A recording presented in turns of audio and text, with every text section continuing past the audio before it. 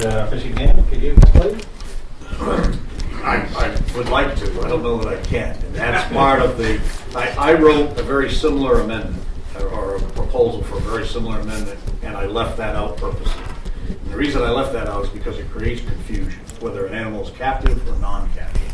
The bill I wrote, the amendment that I wrote basically says the same thing without the captivity clause in there. It basically says that it is a Class B, any person who purposely beats, cruelly whips, tortures, mutilates any wild animal, fish, or wild bird, or causes that to happen purposely would be guilty of a Class B felony. The second piece I put in, and this is where it differs from the amendment that's before you, is I put any person who negligently beats, cruelly whips, tortures, and mutilates.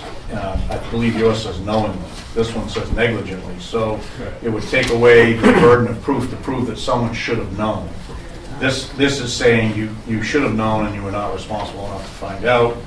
You would be guilty, and I chose a Class B misdemeanor rather than a Class A because I know from dealing with courts, you're not going to get someone locked up for a Class A misdemeanor of animal abuse. You will or could for a felony, but my opinion for being in a courtroom is you're not going to get it for a misdemeanor, so I felt the Class B misdemeanor was more appropriate. Then the final provision I put in, instead of trying to come up with all the different animals and all the different exemptions, I tried to make it simple for the courts to understand. I said the provisions of paragraph 1 shall not apply to any lawful manner of taking, open season time limits, or wildlife management practices lawful under Title 18 or the administrative rules adopted under RSA 541.